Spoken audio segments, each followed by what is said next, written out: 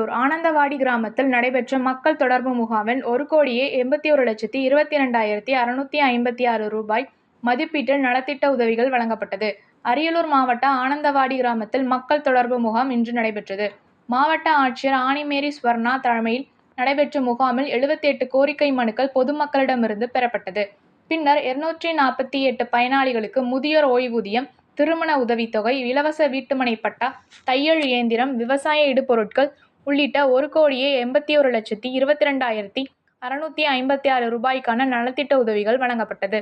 முன்னதாக பல்வேறு துறைகளின் சார்பில் ஏற்பாடு செய்யப்பட்டிருந்த கண்காட்சியினை ஆட்சியர் பார்வையிட்டார். இந்த நிகழ்ச்சியில் அனைத்து துறை அரசு அதிகாரிகள் கலந்து கொண்டனர். நன்றி.